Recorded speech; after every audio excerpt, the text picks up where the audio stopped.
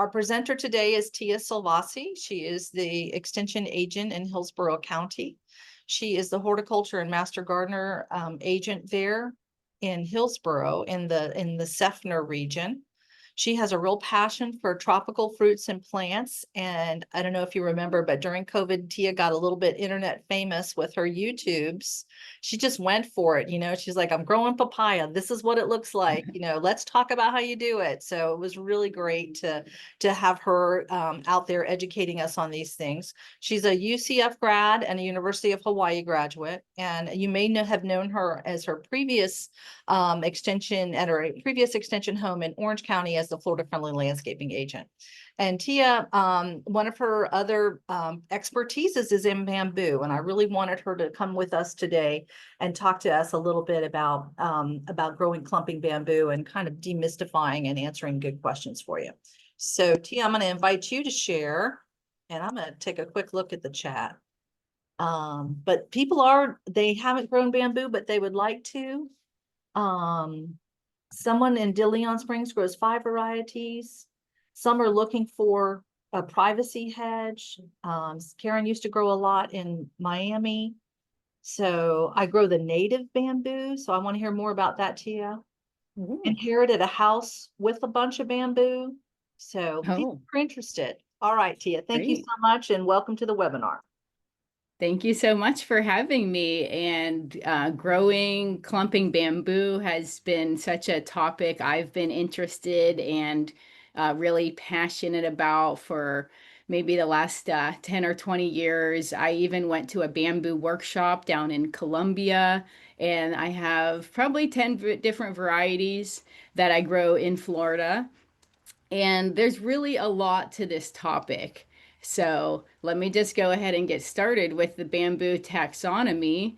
First of all, bamboo is just a humongous grass. It's in the Poaceae family, the grass family, and there are 123 genera, almost 1,700 species. So just a lot of plant materials out there.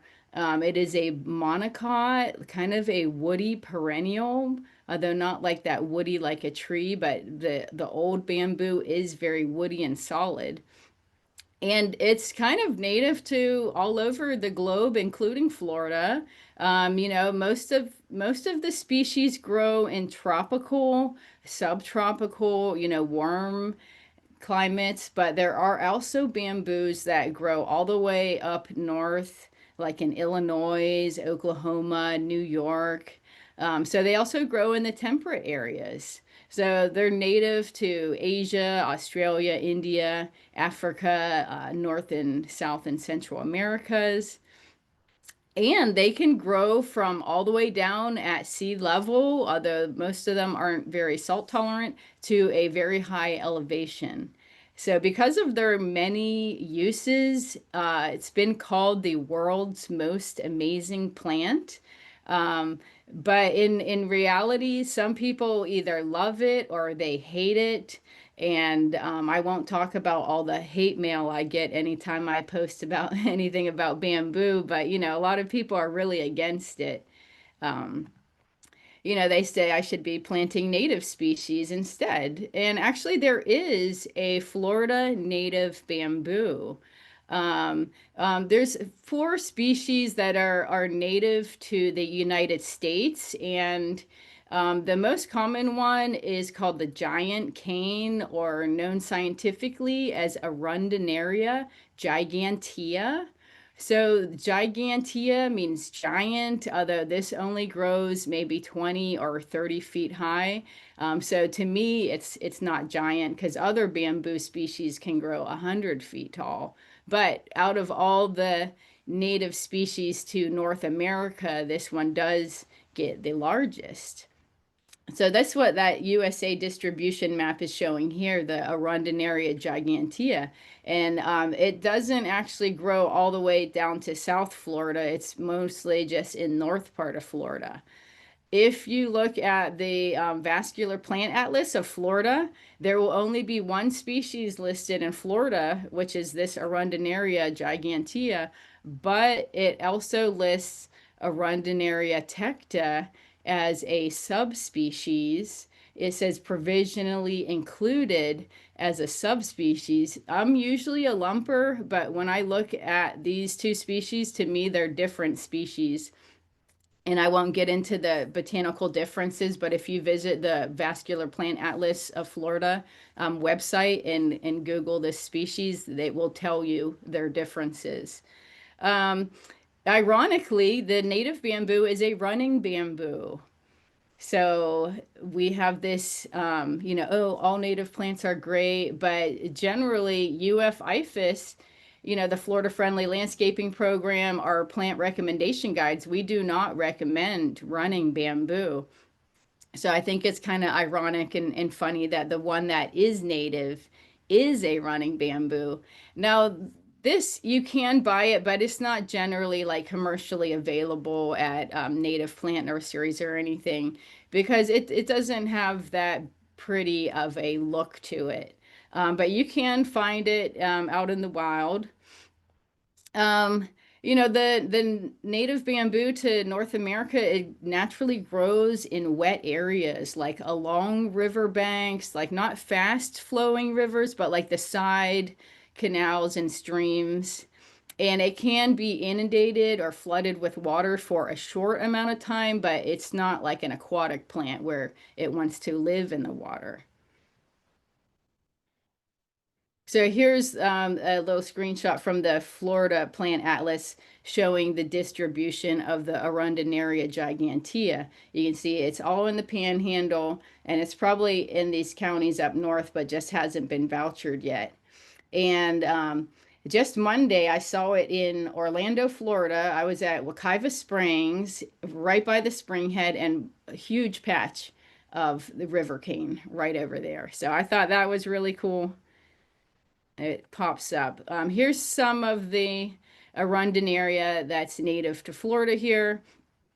This is the what I would call the tecta species, which is a little bit lower growing and more in the central Florida peninsula. And this is where this was growing along the Santa Fe River. So you can see how that looks. And then this other picture here is the one that I found at Wekiva Springs. So again, very short. A couple of them grow a little bit taller than me, but that's what it looks like. It's a beautiful little bamboo. And, we talk about plant blindness. You might have walked by this native bamboo before and never even realized because it doesn't have those big, beautiful canes that are, commonly used ornamental bamboo does. But look for it next time you're around a spring or a river, look for a native bamboo.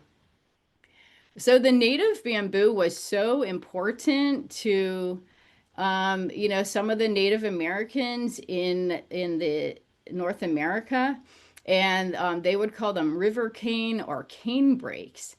Because this running bamboo, as you can see in this picture, it would just form a thick mass of canes that they describe in these historical accounts as like impenetrable. You can't even get through. And they're all, the same plant that might stretch for miles. And so these were very important. They help to protect the water quality and prevent soil erosion. And there's a long list of wildlife habitat benefits, for deer, reptiles, like small rodents and birds. There's actually one bird species, I think it might have been a bobwhite, I forget, but that lived in the bamboo. And when we lost a lot of our native bamboo in North America, that bird species went extinct. So, now less than 2% of the original cane brakes remain in the United States. And again, if you look at the historical accounts, a lot of it was exported as a commodity for fishing poles, weaving looms were a huge thing. And other times it was cleared for corn or fed to cattle. So there's currently an organization called the River Cane Restoration Alliance that is working to restore these patches of native river cane. And this picture here is from Oklahoma. So the native bamboo was really a cultural keystone species for Native Americans, and they made all kinds of things about it. And this is part of the fascinating part about bamboo, how useful it is, for basket making, fishing poles, flutes, arrows. Here's some blow dart guns made of some bamboo cane. Um, houses, blowgun. So there's just like so many uses. I could have did the whole talk on the historical uses of bamboo, Hey, but Tia, yes. the native bamboo is also a host for two butterflies. Oh, very Yeah, interesting. our pearly eyes, the southern pearly eyed and the Creole pearly eye butterflies. So just a fun Oh, fact. yeah. Sorry to That's interrupt. great. Yeah, a larval host plant for butterflies. So good for wildlife, good for human uses, good for soil erosion. This is just a really wonderful and culturally significant plant.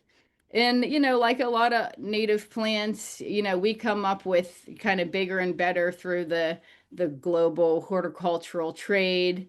And now most homeowners in Florida grow clumping bamboo. And the reason why we grow the clumping bamboo instead of, the native bamboo is because it is not invasive. Well, a lot of us also don't live maybe in a wetland or a swamp or, in the environmental areas that would grow. But the clumping bamboo is very flexible, but it's strong and hurricane resistant. So I have several patches that are the biggest, tallest bamboo, like 65 feet, and never does it come down in a hurricane. Because kind of like palm trees, they just sway with the wind. And it's very useful. About 100 species of bamboo have edible shoots, like the giant timber bamboo pictured here. And some of the bamboo leaves make a very nice tea, like a very light golden tea. So people plant them because they're just really interesting to look at. They look very cool. They come in all different kind of colors: green, blue, yellow, black. And this is one of the best privacy fence options that you can get if you're on a kind of small property and then they build a two-story warehouse next to you. So the bamboo grows very skinny and tall. So it's perfect for that. It also makes a gentle rustling noise with its leaves, which could help if you live next to a big highway and you want to buffer some unwanted noises. Just extremely useful. You can use it for garden stakes. You can use it to prop up your bananas when they get too heavy and want to fall down. Arts and crafts, building. It's great for making biochar, and it's a good source of firewood. Though bamboo gets its name from when you put it in the fire. If it's not cut up, it will like explode and make a big boom sound. So what happens is the air is trapped in the internode, and that's what causes the popping noise. But if you just cut a little slit in it with the saw, then it would not make that exploding noise. It's not very dangerous. It just makes a loud boom. But bamboo. So here is a great case scenario. So this picture is from the Orange County Extension Office in Orlando, Florida. And like a lot of other places, we had a beautiful forest next door with pine trees and woodpeckers. And then one day they cleared it and they built this beautiful building right there. And so what we did when I was working there is we got some bamboo donated and we planted it as a privacy screen, and it did an awesome job of screening out that ugly warehouse next door. Like, look how good that coverage is. And that's up close, like from even further away, it looks even better. Absolutely, Tia. We got a question I want to ask you now because I think it's a good time. You really made that building disappear. I mean, you don't even see it anymore, really. Right. Yeah, it looks great. It's amazing. So Tish is asking, would it be recommended to grow a clumping bamboo along a canal? We would want it for the beauty along with the privacy from the neighbors across the canal. Is it, and she's worried that it might get into the canal and interrupt the flow of water or boat traffic, etc. Yeah, it could be, it would kind of depend on the exact case scenario, but if you plant it by a canal, you would want to plant it at the top of the berm and not on the slope, and maybe give a couple feet, because the thing with bamboo is eventually, after say 7 years, these bamboo stems or canes are going to die, and you might need to prune them out. So just make sure you give yourself room to do maintenance.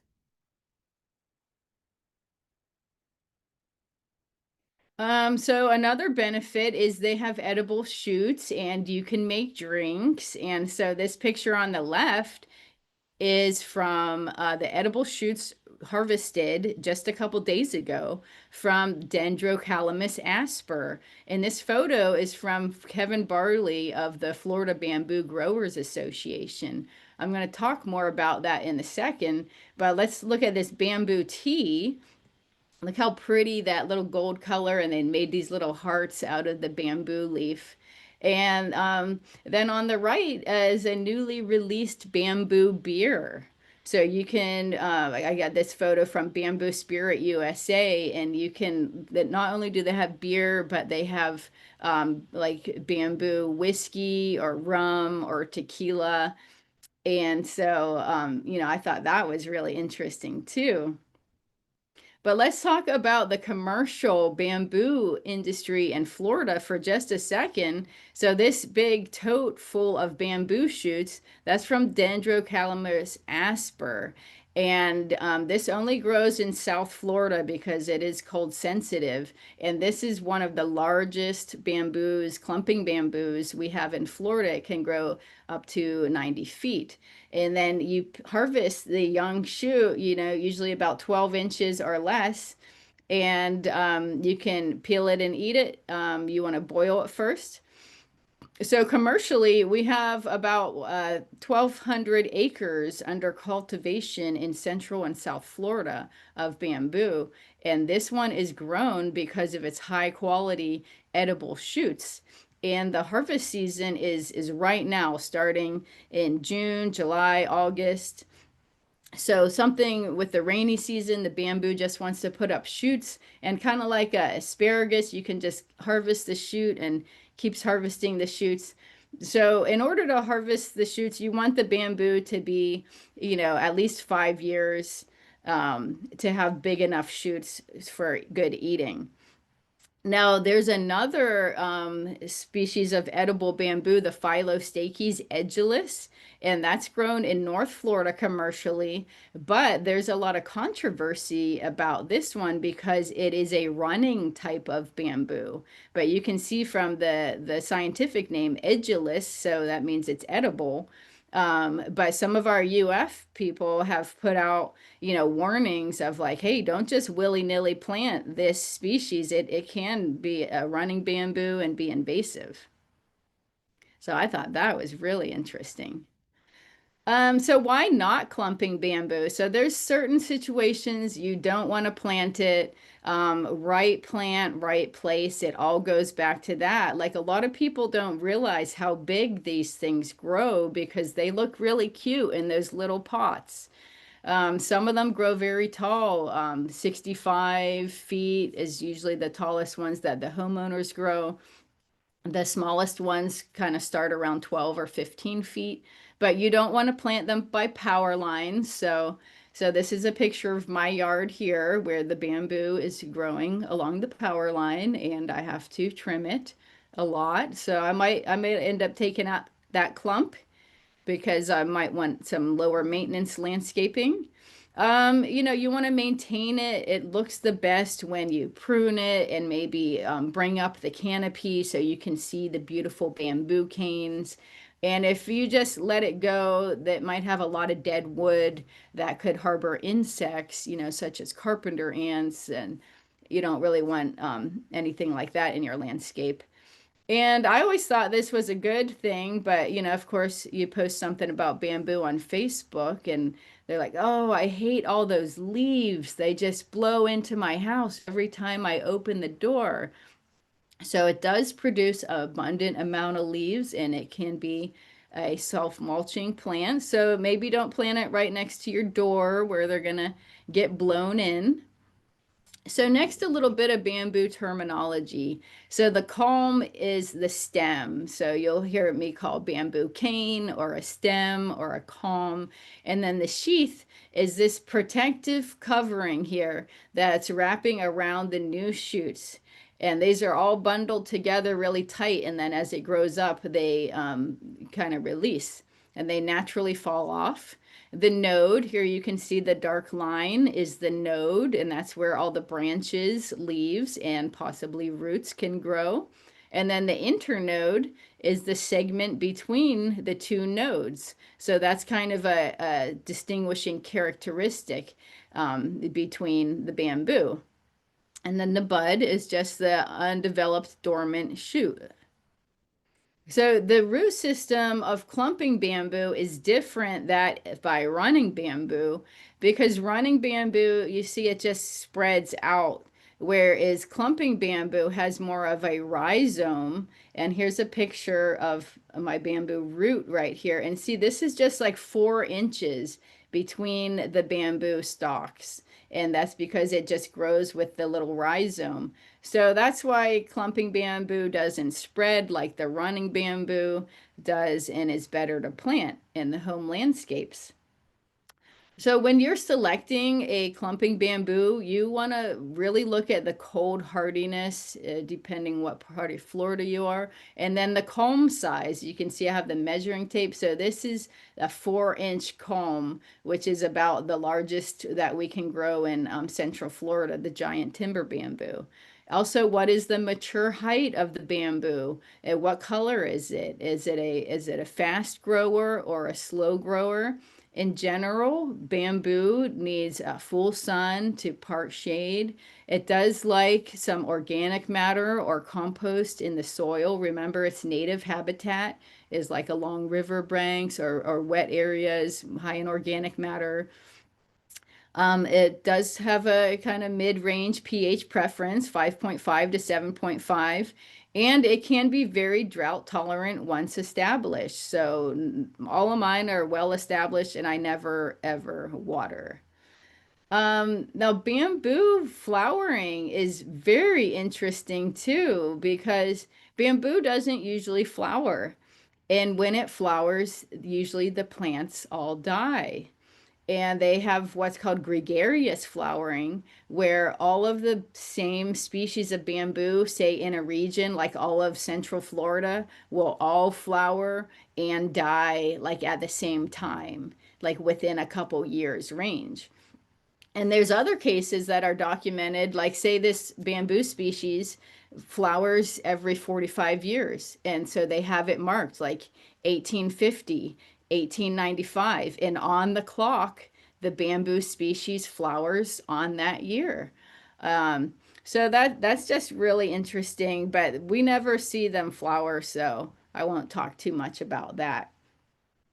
Next, I'm going to get into some of the clumping bamboo species. And, there's almost 2,000 species. I'm not going to be able to get them all in this presentation, but I'm mostly going to highlight the ones that I'm most familiar with growing and that I have good pictures of, kind of starting from smallest to largest. So the smallest kind of bamboo is this graceful bamboo. So if you have a small yard and you're looking for a nice, straight and tall and green privacy hedge, privacy barrier for your neighbor, The graceful bamboo grows about 25 feet tall.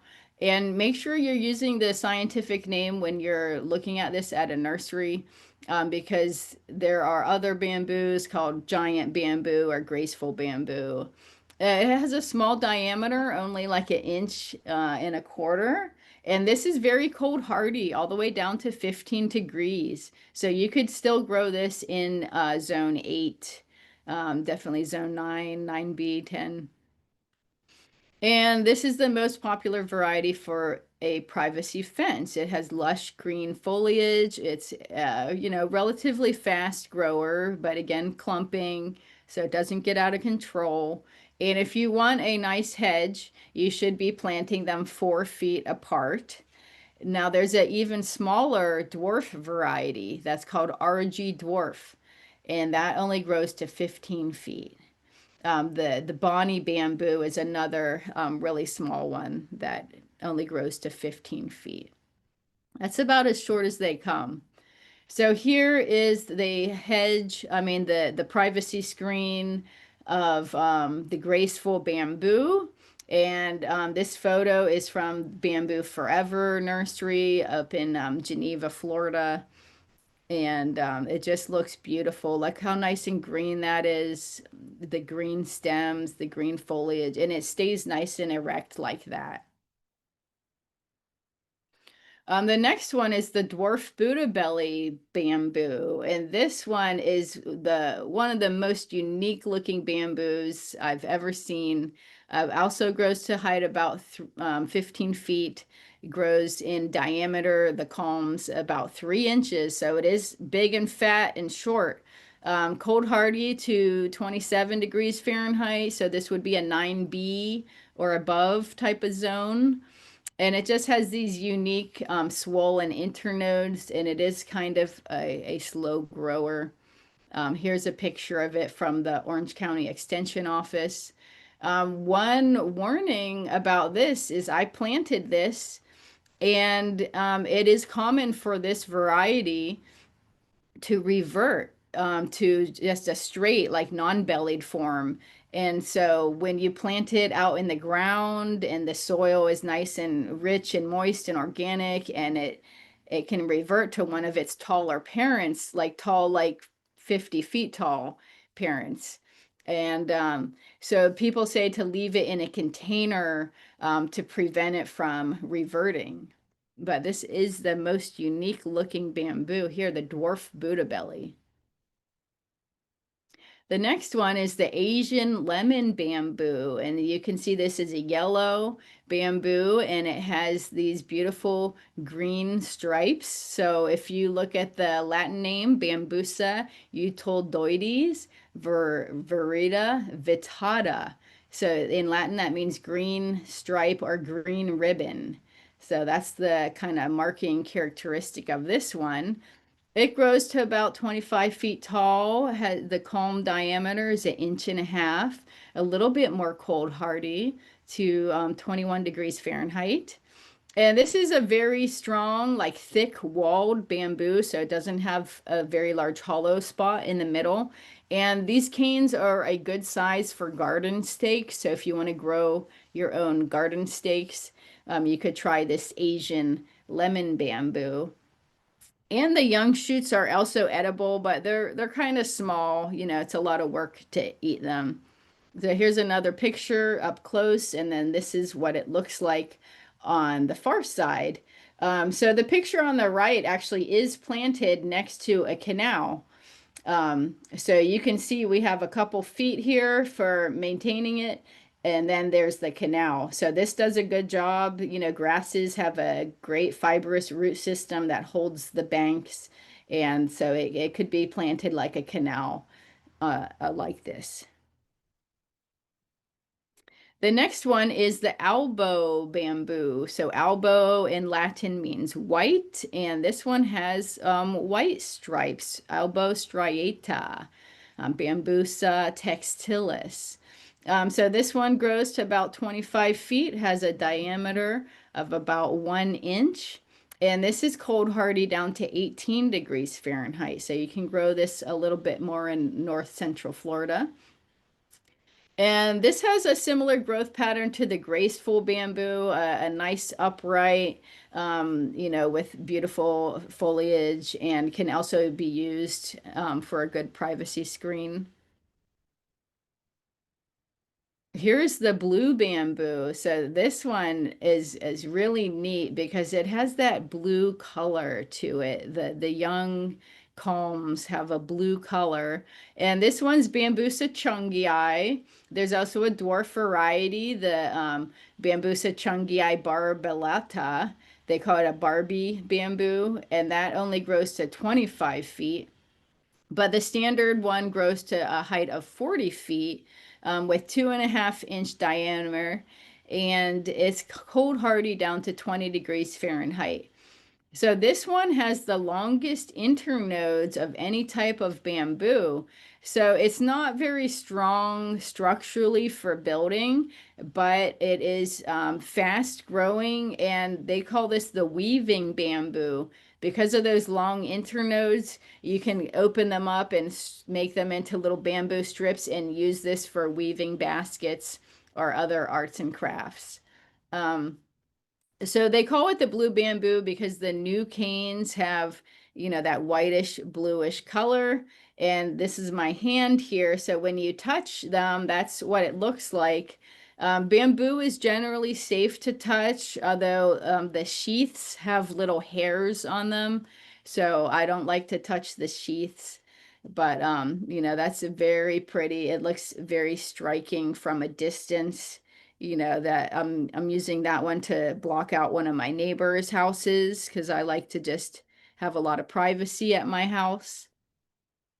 Now, the next one here is a black bamboo. So the Timor black bamboo, the Bambusa laco, this is kind of like the green timber bamboo. It grows to a height of 45 feet with a diameter of 3 inches and not very cold hardy, just down to 27 degrees Fahrenheit. But just that black color is very striking. Any bamboo collector, they want to have a black bamboo as part of their collection. Now, when the new culms come up, they start off green and then they mature to kind of a shiny black, like purplish tint. And this one is from the Indonesian island of Timor. So that one is a little harder to grow, a little cold sensitive, probably does best in South Florida.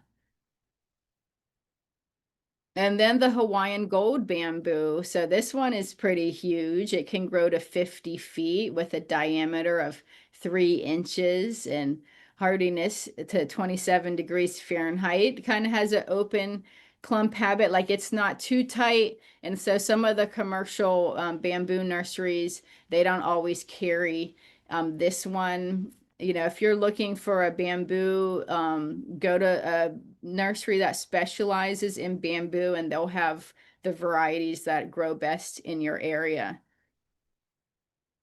So this is probably my favorite one, the giant timber bamboo. The name is Bambusa oldhamii. And you can see these beautiful green canes coming up here. It gets one of the tallest ones up to 65 feet, the diameter up to 5 inches, cold hardy to 22 degrees Fahrenheit. And it is very slow growing. So you'll only get like 1 or 2 new shoots each year. So that's good if you don't want a lot of maintenance. But the shoots are edible, and since this is the largest one we can grow in Central Florida, this is one of the ones that home gardeners, like edible landscapes, you can have. So you can eat the shoots and you can also make a tea from the leaves. So here's some more pictures of it. These pictures are from the Gulf Coast University, the Florida Gulf Coast University down by Naples. And you can see this beautiful, nice clump they have. They have been maintaining it. They could, cut some of these down a little further so it's a little cleaner. but you got to stand really far back. I had to walk to the other side of the parking lot to get this picture on the right, just to show you how tall it grows. So if you are growing this one, it does get to 65 feet. So you don't really want anything it's going to hit and crush within 65 feet of it. You know, like growing it next to the building here, I don't know, it looks like a gutter on there. Well, we wouldn't want one of those giant, when you cut it with a sawzall, we won't want it to hit and maybe nick the gutter and damage that structure. So a little bit more space would have been good. And here's some more pictures of the giant timber bamboo on the picture on the left. You can see some people carved their initials in there. And one practice that people do is they carve in the year. So, okay, this bamboo stem was from 2022, and they'll pencil that in, like carve it in to the bamboo. And then after 5 years, when you want to be harvesting, you know which ones to harvest because they can all kind of start looking the same. You know, they live up to 7 or 10 years and then they turn brown and dry out. Now, the picture on the right here is the bamboo shoot that you want to harvest to eat. You want them when they're just between 6 and 12 inches tall, and you want to dig around it a little bit to get it all the way at the base. And then you'll have to kind of peel it. You know, it's kind of like cooking an artichoke or something. You have to peel the sheaths off and this extra tissue at the top. So this is what it's going to look like, a little nub like that. And then you can slice it and you have to boil it. So they say to boil in water for at least 20 minutes, and that will get rid of all the toxins in it. And then dump the water and boil it again. It has a beautiful, like yellow gold tint when you're boiling the water. Um, so I made some of these today and brought some to work to share with my coworkers because right now the bamboo is shooting. So you have to really get them very quickly because they grow so fast. And if you say, oh, I'll pick it next week, well, it's already going to be 3 feet tall. So you got to So act on it, huh? yeah, this is a great addition. Get some Um, fresh bamboo shoots. how did everybody like it? Yeah, I mean, I didn't put it in a curry or they don't really have much flavor, you know, kind of like a water chestnut or a heart of palm. It's just kind Yeah, of, you that know, yummy texture. But yeah. Carrie and David are interested in the nutritional value of these things. Do you have any idea? They're mostly just a carbohydrate, you know. Okay. I don't know exactly the nutritional The value. question was high in fiber. I would guess so. Yeah, And definitely. then gluten-free, I would guess so. Yeah. Mm-hmm. And Because then it's bamboo. speaking of nutrients, somebody is asking whether or not the leaves, when you compost the leaves, are they high nutrient value for a compost pile? Yeah, well, like any kind of grass, they're very high in carbon, and so they will feed all the beneficial microorganisms. And I usually let them be around the bamboo, and I'll kind of spread them out. But you can pick some of them up and put them in the compost, but leave some of them around the bamboo too, because I didn't really get into it, but bamboo roots have exudates of, you know, sugars and carbohydrates, which attract a lot of beneficial microorganisms. And so if you're ever going to try to make your own, you know, IMO or microorganisms, that's where you want to be collecting it is under the bamboo. Interesting. Hmm. Someone did ask about the uh how things do grow underneath it, and then it's kind of difficult to grow stuff underneath the bamboo. Yeah, I kind of have some bananas under the bamboo, but they're still like 10 feet away. So the bamboo actually helps to protect the bananas from freezing weather. Oh, So interesting. you could also plant pineapples, you know, other kind of shade tolerant things under them. And what about inviting rats or bats? Are you seeing more of those types of mammals coming into those? Like, You know, like how Um, sometimes they'll be in palms. I think that's a good thing, by the way, but yeah, the bats in the palm trees are good. No, I don't really see bats or rats. I do keep up with the maintenance on my bamboos, but I'm sure if there was a lot of dead, bamboo stakes around, they would maybe make a nest in there. sure, yeah. So a good tidy garden is going to help with that. Okay, Tia, thanks for letting me jump in. Yeah. So I'm gonna kind of move on to kind of bamboo maintenance stuff now. So the pests and diseases. So they don't really get that many pests and diseases. The dead hollow stems, can harbor some ants or maybe rats. The picture here is a bamboo scale.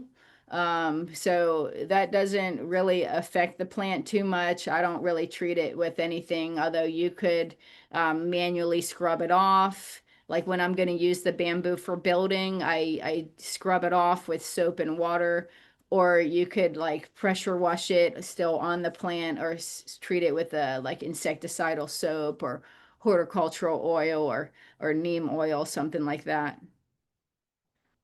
But fertilizer, like it is a giant grass, so something kind of like your turf fertilizer.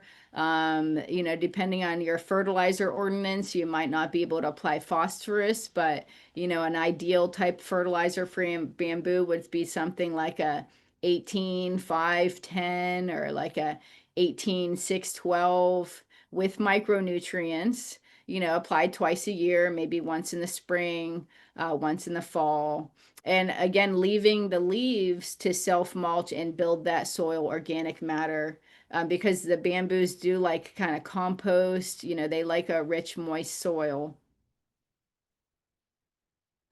And so here's a picture of unmaintained Hawaiian gold bamboo, and this one is in the backyard at my parents' house. So I have been getting out there lately and trying to clean it up a little bit, but that's what it's going to look like if you don't do anything at all. But just think how pretty that would look, taking out these dead stems and kind of limbing up some of these lower leaves here. So generally removing the dead stems and even the old ones, when they're not even dead, and removing the lower branches to expose the trunk, and then you can have a pile of debris. That's one, negative or positive, however you like it. You're going to have a lot of bamboo biomass, the leaves. So I usually, when I cut it down, when it has the leaves, I'll lay it down and I'll let the leaves fall off of it wherever I want some mulch. And then later on, I'll come back and I'll cut it up into smaller pieces that I use for firewood or biochar or garden borders, or throw it out in the waste cans. But it is a grass, so it's not actually woody. So if you just chop it up into small pieces, it does biodegrade relatively quick in your landscape. And I pretty much do all my bamboo work with just these three tools, my Felco clippers, the loppers, my little battery powered sawzall. Although a corded saw will give you some more power if you have a big project. And then people ask me what kind of blade. So I'm using a 9-inch blade for the sawzall. That's a 5 TPI, and that works pretty good. But you need these different sizes. Like you want to be cutting the small branches with the hand pruners or the loppers, and then use the sawzall to cut down the whole canes. Another thing that I do is topping the bamboo. So you can top the bamboo. This is the giant timber bamboo, and I don't want it to be 65 feet. I only want it to be about 25 feet. So I just get up on the ladder and then I top it as far as I can reach with the sawzall. You can see my cut here in the red from the blade. And that way it's a little bit more manageable for me. Like hedging would kind of do the same thing. If you want to use the bamboo for building or stakes, you can, let you, first of all, you want to get the mature bamboo canes, which are like 4 or 5 years old.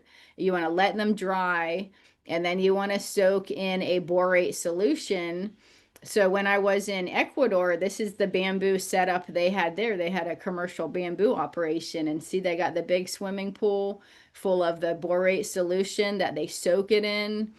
If you don't have that, you could just paint it with like a decking paint or some kind of wood preservative. There's also a method to cure the bamboo with a fire, like holding it over a fire or using a blowtorch, and that will release some of the oils out of the bamboo, and then you can rub those in, and that preserves it a little longer too. So bamboo propagation, I love propagating plants, and the easiest way is division. If you just keep one in a pot, you can dump the pot in half out and then saw it in half with your machete or sawzall or grass knife. You can also make cuttings, but they don't do well just kind of like you would make a cutting of a begonia or something, sticking it in a pot. What they like to be do is lay it on the ground around the bamboo plant and kind of cover it with compost. And then they'll start to shoot up new sprouts from the nodes. And once you see it growing and you tug on it and it's rooted, then you can cut it out and pot it up. You could also do air layering. They propagate them by tissue culture in seed, although this is uncommon because they never flower and go to seed.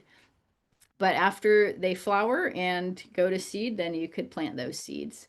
So this is probably one of the most popular questions I get, is not how to grow it, but how to get rid of bamboo. So we do have an IFAS publication on bamboo control that discusses some of the manual methods like tilling or frequent mowing, or the herbicides that you can use. So you can mow it and then let it regrow, kind of like you do with Kogan grass, to when it's about 3 feet tall, and then you can spray it with something like a glyphosate or something that kills grass. So they say a 5% of glyphosate. That's assuming you're using a 41% concentrate product, or you can also use imazapyr. But I never use the imazapyr because I'm growing edible plants. So do not use imazapyr if you have any edible plants, or it's going to have soil residues. So that's a publication we have.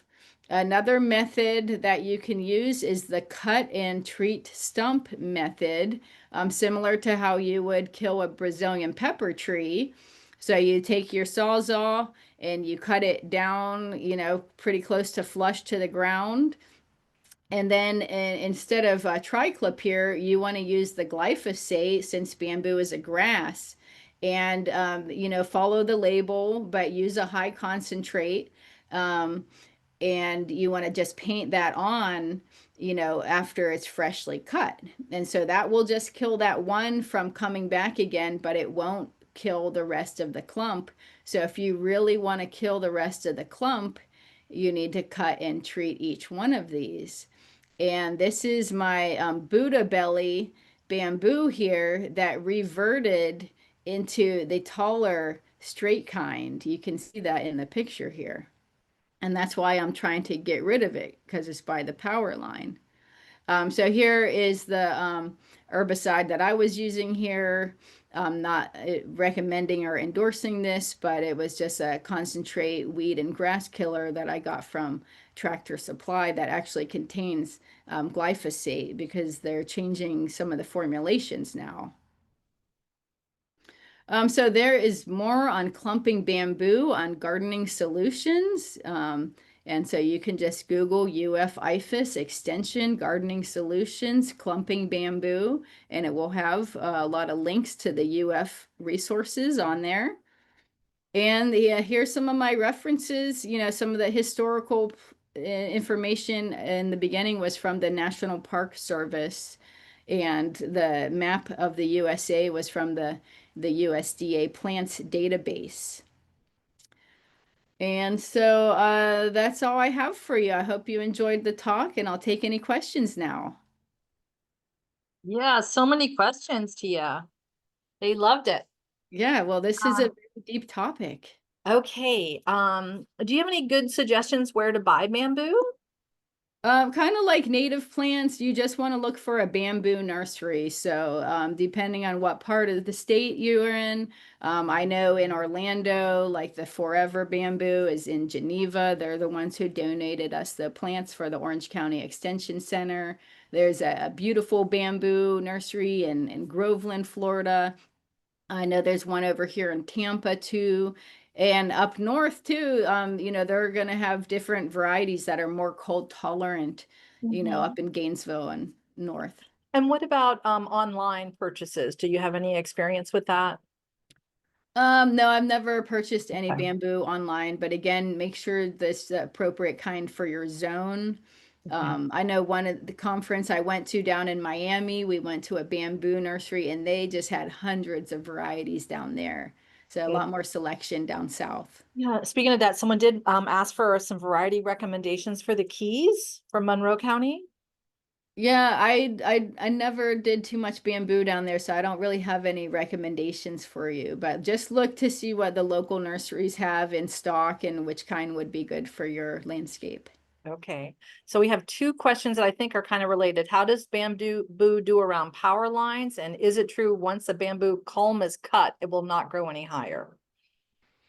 Right. So around power lines, yeah, like any tree, you don't really want it doing around power lines, but they're kind of weak. Like they're not gonna move the power line. They'll just grow around it. But that could be just a maintenance issue if you ever needed to get to your power line or the power guys did.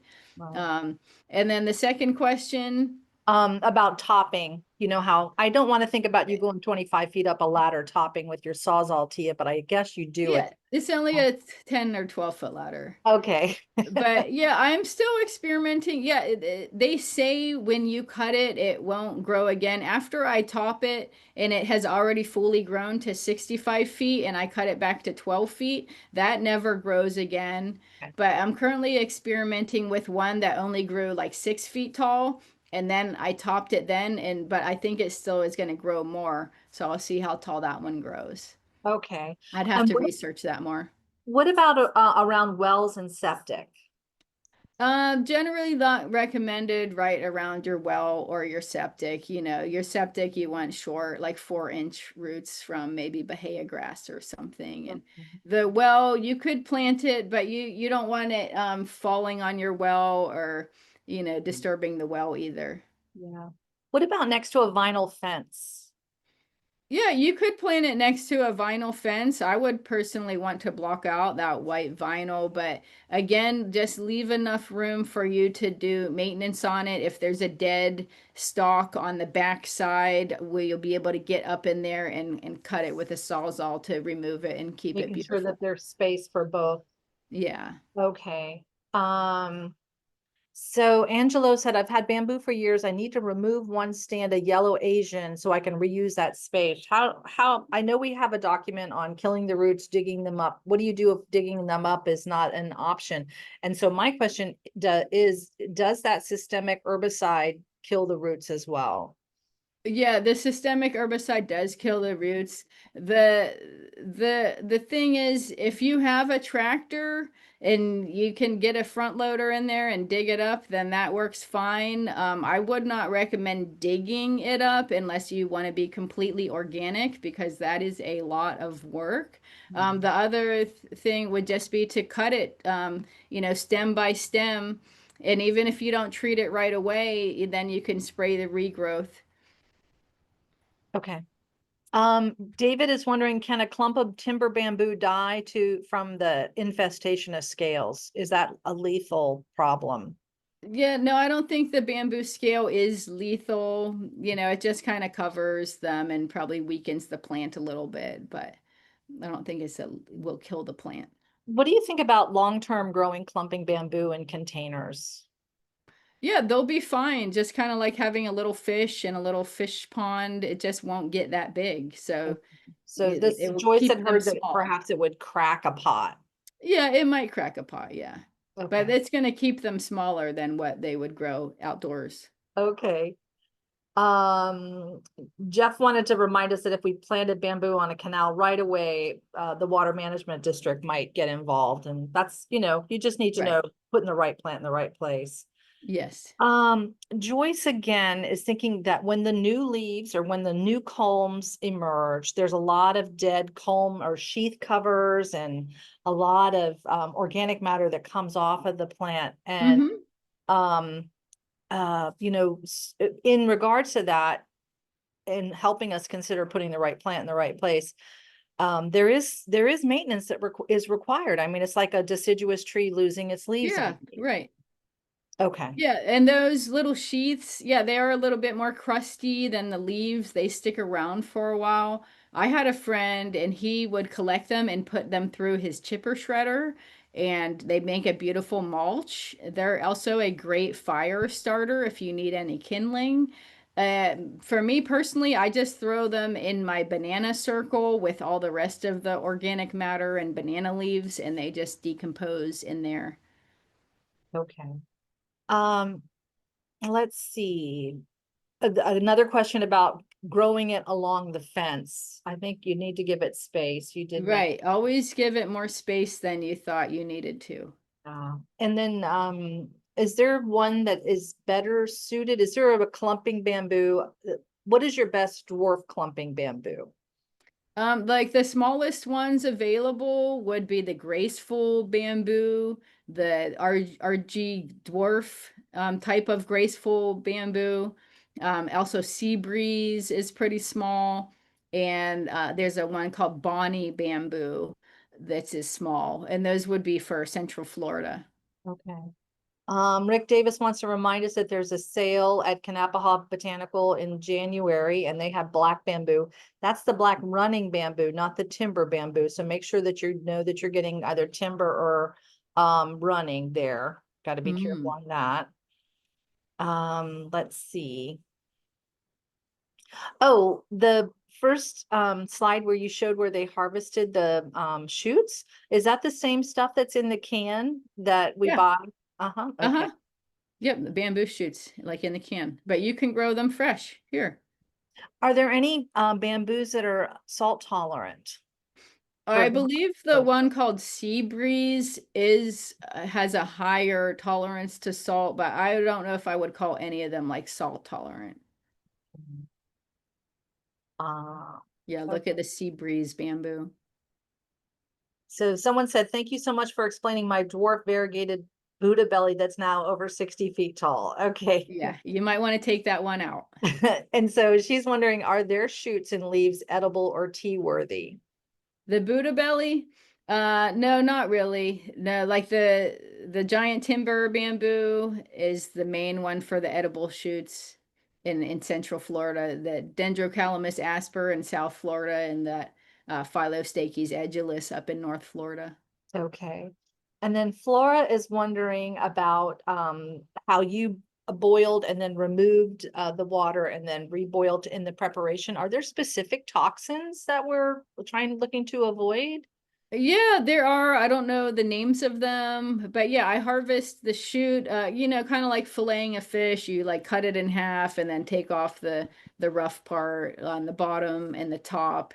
And then I took the carrot peeler and, just tried to get some of the fibers on the side and then chopped it into little slices, and I just put it in a pot of boiling water for 20 minutes and then boiled it with some new water for another 10 minutes.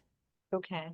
And then what do you think the lifespan of a stem of a culm is? How long will one last? I know it probably depends on the variety, but generally Yeah, speaking. just one bamboo stem usually lasts, 7 to 10 years. So that's why it's good to maybe put a date on it, and because you want to be taking out the dead ones or when they start to turn brown, take them out to keep it looking clean and healthy. Okay. I need to ask you this question because it's in part of the Qualtrics survey, so everybody pay attention. Tia, is it illegal to grow bamboo in Florida?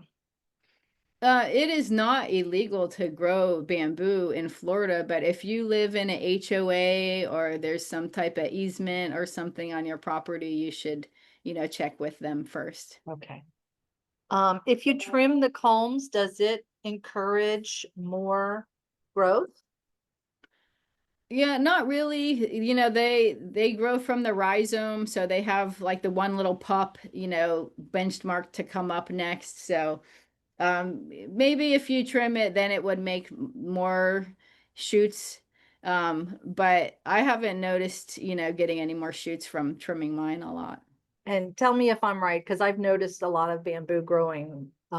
It really is the first year they sleep, the second year they creep, and the third Uh-huh. year they leap. Yeah. Right, they leap, right. And So then it you're takes you're a while to thinking get them started. you're thinking it's never going to do anything. I spent $100 on Uh-huh. this thing, and then And wow, then whoosh. you Yeah, can't you'll stop see it. that from year to year. Like, okay, it's only 10 feet the first year, and then it grows to 15 feet. And then that third year, that shoot is just growing and growing and growing. And you're like, holy cow, that's going to be 40 feet this year. Yeah, literally overnight. Somebody wants to brag. Mona wants to let you know she has 100-foot hedge of golden goddess Oh, bamboo wow. in Pasco. She's pretty proud of that. Beautiful. And Sandra says, my 60-foot bamboo is within 20 feet of two neighbors' homes. I'm worried that they may crash in. Is it the only dead ones that can break as the beautiful green ones sway?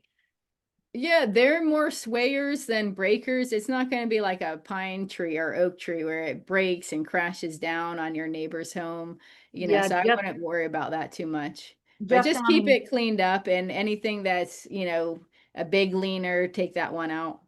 Yeah, yeah. One of the MGs from Miami-Dade did want me to let you know that they did have two huge clumps go down in Andrew. Oh, Um, Andrew, yeah, that was a pretty bad and one. I said, we used to say, well, Andrew was a special beast, but now there's a lot Right. more category There's a 5 lot out there. more. Yeah, and I wonder if they were uprooted or if they actually broke. Well, and then think of the soils down there. You have not a whole lot of organic matter on top of Right. that coral rock or the rockland soils down there. Yeah. Okay, let's see. Which bamboo would you recommend for tea? The giant timber bamboo, to my knowledge, is the best one for tea. But Okay. other species you can have tea too. Someone says, thank you for such a wonderful, complete discussion. I cannot remember such a great discussion of bamboo for MGVs. So really, I do appreciate that. And Great, thank you. um, someone asks, is there a variety of dwarf black bamboo that will grow in South Florida? I'm sure there are. The black ones do grow better in South Florida, so just check with your local bamboo nursery and see what they have. Okay. And about how deep are those roots? Well, they're just fibrous grass roots, so hard to say. A couple feet, or I'm sure they grow a lot wider than deeper. Okay. Oh, what about any toxicity to pets or cats or dogs or anything like that? Yeah, not that I know of. Sometimes they use the leaves for, cows or other livestock. Okay. Jocelyn is, as our friend Becky would say, Jocelyn is asking buying questions and not shopping questions. She wants to know, can you plant behind a sweet viburnum hedge in terms of spacing of the both species? Oh, yeah, you could. I mean, just make sure you give it enough space to maintain everything the way you want it to look. Okay. And someone else wants to say that they place their bromeliads, their epiphytes among the stand of the bamboo and they look great, very low maintenance. Yeah, bromeliads would work good. They don't have a big root system and they can take a shade. Okay. Um, let's see. A new UF hospital has bamboo in the enclosed area in the middle, kind of like a courtyard that has tables and chairs for visitors. I attended a webinar where bamboo was reported to have health attributes. Um, I don't know. Yeah, I don't Additional know either. But attributes? kind of like just plants in general are good for people's health. And, even having a plant in your hospital bed or looking out a window to plants is promotes healing. Yeah. Yeah. And maybe the sounds, of Mm-hmm. they do sound beautiful. I have a kind of a good question for you. And then James Norman wanted us to remember that the Savannah Coastal Georgia Botanical Gardens has an amazing bamboo collection. Oh, wow. And David Fairchild actually brought a lot of his bamboo collected species up there. So if you Oh, haven't been to that botanical garden, it's just south of Savannah off of Highway 17, and I highly recommend it. Thank you, James, for oh that. yeah. Great Is there a suggestion. better time of year to plant them? Probably like right after the cold season. So depending on what part of the state you live, maybe like February 15th or January 15th, March 15th, but some of them are cold sensitive. So if we can get through the cold and plant them, then you'll just have to water them to establish. Okay. And you said that once you got yours established, you have never watered again, right? Never ever watered, huh? Just on rainfall. Okay, so Yeah, we've got a real important question here. I think this is going to help a lot of people. Our 22-year-old Alphonse Carr bamboo has grown under the fence and into the neighbor's yard. We don't want to get rid of the whole clump, but we do want to reduce the spread. Because the roots are so close and the stem is so tough, the hand saws, a root slayer, or an axe will not work. I don't think a battery powered sawzall will work, but maybe a chainsaw will. What do you do in that situation? They don't want to kill the whole clump, but they don't want to be a nuisance to their neighbor either. yeah, exactly. So you need to get some kind of tool or implement in there, like a chainsaw. If it takes a chainsaw, to kill, to cut back some of those stems so you could get in there and work. And you could cut down in the ground too and maybe treat those so that they're not going into your neighbor's yard. And you could offer to your neighbor that you would cut those and treat the ones in their yard as well. But you just want to cut and treat and establish a line in the sand where, like, all right, you can't go past here. Some people use those underground barrier things, but I think bamboo is much stronger than any little piece of plastic. Yeah, Kanapaha uses concrete. They dig a Right. trench and fill it with concrete. Yeah, that would be a good solution. Geez, that's a lot, but um, so I think we're about to the end, Tia. Thank you so much for everything. It's been fantastic. We got such a great education on bamboo. And if anyone has any other questions, they're welcome to contact you, right, Tia? Right. Here's my And email, tsilvasi@ufl.edu. Well, thanks so much for having me. thanks, everyone. Please do the evaluation, and we'll see you all next month in August for our next webinar. Thank you. Bye-bye.